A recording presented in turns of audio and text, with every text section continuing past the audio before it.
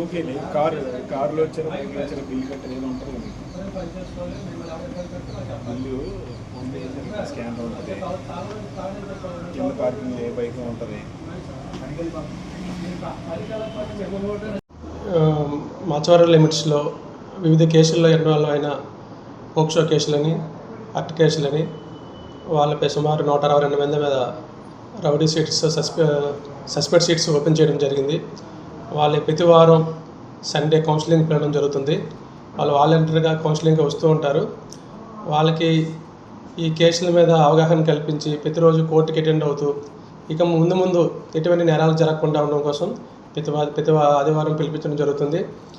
ఈ ప్రతి ఆదివారం పోలీస్ స్టేషన్కి వచ్చి వాళ్ళ ఏరియాలో ఎటువంటి నేరాలు చేయకుండా ఉండకూడదు హెచ్చరించడం జరుగుతుంది.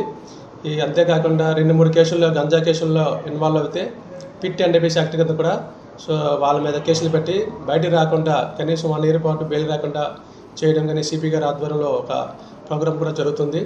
సిటీలో గంజాయి వాడకం ప్రస్తుత కాలం బాగా తగ్గింది. ఈ పోలీసు వారు తీసుకునే చర్య వల్ల ఈ పిట్ NDPS యాక్ట్ వల్ల వాళ్ళకి పూర్తిగా అవగాహన కలిగించి మ్యాక్సిమం కేసులు తగ్గాయి. గంజాయి వాడకం మ్యాక్సిమం కంట్రోల్లోకి వచ్చింది. ఈ మాచవరం లిమిట్స్లో ఈ రౌడీ షీట్లందరినీ ఆదివారం కౌన్సిలింగ్ పిలిపించడం జరుగుతుంది.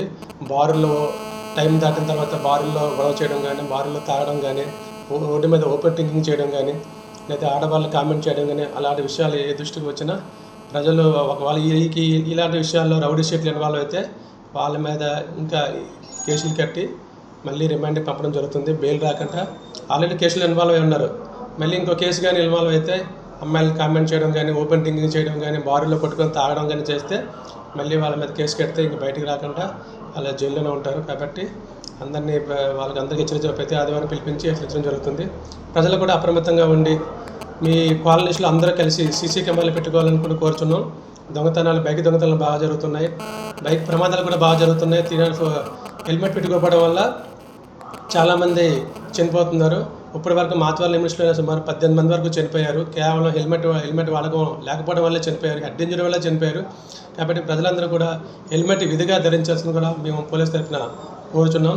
అంతేకాకుండా మీ ఏరియాలో ఏమైనా అసంఘ కార్యక్రమాలు జరిగితే విధిగా 100కి పోలీస్ వారికి ఇన్ఫామ్ చేయాల్సిందిగా కోరుచున్నాం.